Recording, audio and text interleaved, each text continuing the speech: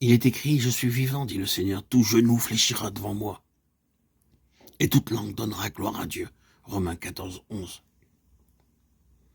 Le Seigneur dit ici, tout genou fléchira devant moi.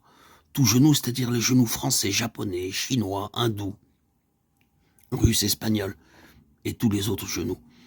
Il n'est pas dit ici que seuls les genoux français doivent fléchir devant Dieu, mais tous les genoux, afin qu'au nom de Jésus, tous genoux fléchissent dans les cieux, sur la terre et sous la terre.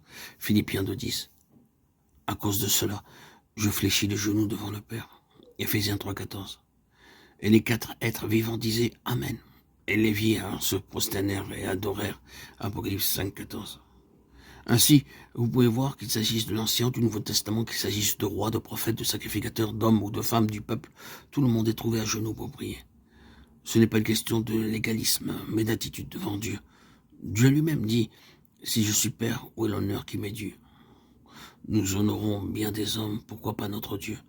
Lorsque nous nous trouvons en présence d'une personnalité de ce monde, nous prenons aussi l'attitude convenable. Nous nous tenons très droit, ou bien nous nous inclinons dans une révérence comme cela est requis. Mais notre Dieu est un Dieu vivant, le roi des rois et le Seigneur des seigneurs. Il doit être honoré par notre démarche, par notre conduite, par notre attitude et par nos lèvres.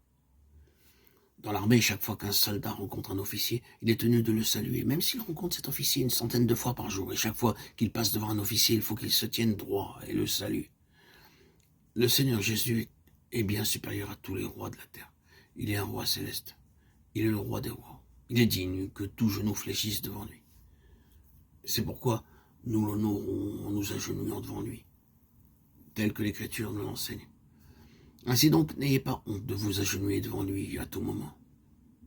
Une autre chose, soyez mes imitateurs comme je le suis moi-même de Christ. Je vous loue de ce que vous vous souvenez de moi à tout égard, et de ce que vous retenez mes instructions telles que je vous les ai données. Je veux cependant que vous sachiez que Christ est le chef de tout homme, que l'homme est le chef de la femme, et que Dieu est le chef de Christ. Tout homme qui prie ou qui prophétise la tête couverte déshonore son chef. Toute femme, au contraire, qui prie ou qui prophétise la tête non voilée déshonore son chef. C'est comme si elle était rasée. Car si une femme n'est pas voilée, qu'elle se coupe aussi les cheveux. Or, s'il est honteux pour une femme d'avoir les cheveux coupés ou d'être rasée, qu'elle se voile. L'homme ne doit pas se couvrir la tête puisqu'il est l'image et la gloire de Dieu, tandis que la femme est la gloire de l'homme. En effet, l'homme n'a pas été tiré de la femme, mais la femme a été tirée de l'homme, et l'homme n'a pas été créé à cause de la femme, mais la femme a été créée à cause de l'homme. C'est pourquoi la femme, à cause des anges, doit avoir sur la tête une marque de l'autorité dont elle dépend. 1 Corinthiens 11, 1, 10.